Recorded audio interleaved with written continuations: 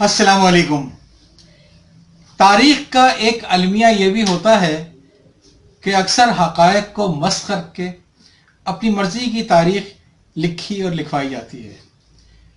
اب سانحہ مشرقی پاکستانی کو لے لیجئے، آپ جس سے بھی بات کریں گے تو وہ آپ سے یہی کہے گا کہ سانحہ مشرقی پاکستان ایک بہت بڑی سازش تھی جس کے تحت ہندوستانی فوج اور را نے اپنے ایجنٹوں کے ذریعے مفتی باہنی بنوائی اور محب وطن پاکستانیوں کو قتل کیا، اور اس طریقے سے مشرقی پاکستان ہم سے الگ ہو گیا اور ملک کے دو ٹکڑے ہو گئے، صرف بنگالیوں کی ملک اور ریاست سے غداری کے باعث۔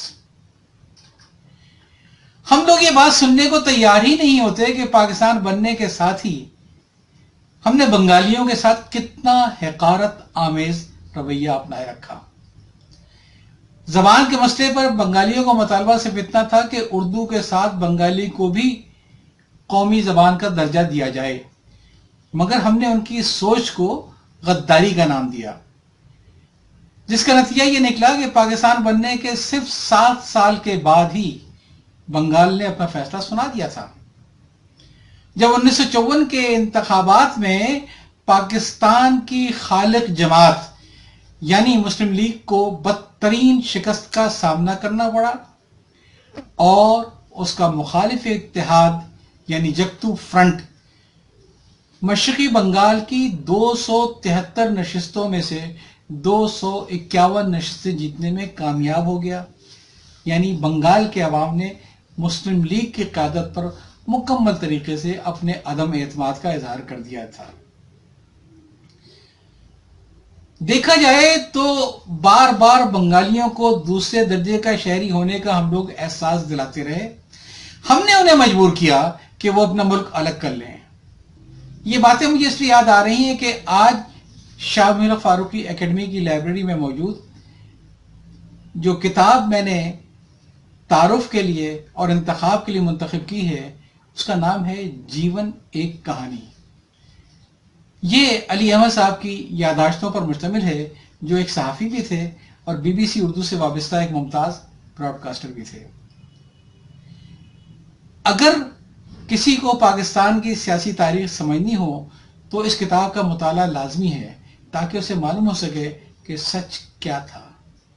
آزادی کے بعد مقامی بنگالیوں کے ساتھ مہاجروں اور غیر بنگالیوں کا رویہ کتنا تحقیر آمیز تھا۔ اس بات کا اندازہ آپ اس بات سے لگائیے کہ علی احمد صاحب لکھتے ہیں کہ جب وہ چٹاگانگ کی بندرگاہ پر اترے تو ایک چچا ان کو لینے آئے ہوئے تھے۔ چچا نے ٹیکسی والے سے بات کی تو اس نے 10 روپے مانگے۔ چچا نے پہلے تو خود اس کو تانے دیے کہ تیرے باپ نے بھی کبھی 10 روپے دیکھے تھے؟ پاکستان کیا بنا ہے، اندھیر مچا کے رکھ دیا ہے۔ پھر وہ چچا اپنے کسی جاننے والے اہلکار کو بلا کر لے آئے اور اس اہلکار نے آتے ہی آؤ دیکھا نہ تاؤ اس ٹیکسی والے کے منہ کے اوپر ایک بھرپور تماچا مارا۔ اس ٹیکسی والے کو انہوں نے ماں اور بہن کی گالیاں دی اور کہا کہ ابے میر جعفر کی اولاد، ساری عمر ہندوؤں کی غلامی کرتے رہے، رات کو سوئے صبح اٹھے تو آزادی مل گئی، تجھے کیا معلوم آزادی کیا ہوتی ہے۔ پھر 5 روپے کرایہ مقرر کر کے کہا کہ خبردار جو راستے میں کوئی حرامی پن کیا کھال کھینچ لوں گا۔ جب علی احمد صاحب کے والد کو یہ سارا قصہ معلوم ہوا تو انہوں نے اس پر بہت ہی خوشی کا اظہار کیا اور آئندہ کے لیے ہدایت کی کہ جب کسی بنگالی کو مارنا ہو تو ہمیشہ اکیلے میں مارنا، اگر ان کی بھیڑ اکٹھا ہو جائے تو یہ جان کو آ جاتے ہیں۔ خیال رہے کہ یہ ساری باتیں وہ علی احمد صاحب بتا رہے ہیں جو بنگالی نہیں تھے بلکہ غازی پور کے رہنے والے تھے، اور غازی پور سے ہجرت کر کے ان کا خاندان پہلے کراچی میں آیا اور کچھ لوگ ان کے والد ان کی والدہ بعد میں چٹاگانگ چلے گئے تھے۔ تو یہ آپ اسے ہندوستان کا پروپیگنڈا نہیں کہہ سکتے ہیں، آپ اسے بنگالیوں کا پروپیگنڈا نہیں کہہ سکتے ہیں، یہ سچائی بیان کی ہے غازی پور کے ایک مہاجر نے۔ علی احمد صاحب لکھتے ہیں کہ سقوط ڈھاکہ کے فوراً بعد جو ہندوستانی فوجی محمد پور میں تعینات ہوئے تھے ان میں یو پی والے بھی تھے، بہاری بھی تھے، चुनांचे एक सकाफती और लिसानी पस मंजर के बायस फातिहीन को मफ्तूहीन में अपने ही जैसे मिल गए और हिंदुस्तानी फौज की हमदर्दियां बंगालियों से ज्यादा गैर बंगालियों के लिए हो गई थी। एक हिंदुस्तानी फौजी ने अली अहमद साहब को तसल्ली दी कि मैं भी पंजाबी हूं, और फखरिया बोला कि लड़ने वाले इधर भी पंजाबी हैं, लड़ने वाले उधर भी पंजाबी हैं, ये बंगाली क्या लड़ेंगे, ये मुफ्ती बानी वाले तो 2-4 मील चलकर ही थक जाते हैं। अली अहमद साहब कहते हैं कि उन्होंने आर्मी एक्शन में बंगालियों का कत्लेआम अपनी आंखों से देखा था। बड़ी भयानक कहानियां हैं जो इस जीवन एक कहानी में बयान की हैं।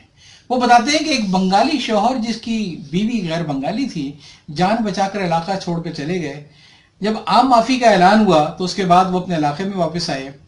वो बंगाली बेचारा तो सीधा अपने दफ्तर चला गया रिपोर्ट करने के लिए, और उसने घर में अपनी बीवी, अपने बच्चे और नौकर को एक साथ भेज दिया। जब घर वाले वहां पहुंचे तो मालूम ये हुआ कि उसके मकान पर दूसरे गैर बंगाली कब्जा कर चुके थे। चूंकि वो औरत खुद गैर बंगाली और बिहारी थी, लिहाजा उसने दूसरे गैर बंगालियों को जिन्होंने मकान पर कब्जा किया था ये धमकी दी कि मेरा मकान खाली कर दो वरना मैं फौज को इत्तला कर दूंगी। उस दौर में वहां पे गैर बंगाली लोग, पंजाबी लोग, यानी जितने भी गैर बंगाली लोग थे वो सब बंगालियों को मलऊन कहा करते थे। तो किस्सा मुख्तसर ये कि जब उस औरत ने कहा कि मेरा मकान खाली करो वरना मैं फौज को इत्तला कर दूंगी, तो जनाब वहीं पे फिर अदालत लग गई, और उस अदालत में पंचों ने उस औरत पर 3 इल्जाम आयद किए। पहला तो यह कि उसका शौहर एक मलऊन था, यानी बंगाली। दूसरा यह कि उस औरत ने आर्मी एक्शन के दौरान बजाय पाक फौज का साथ देने के एक मलऊन शख्स का साथ दिया।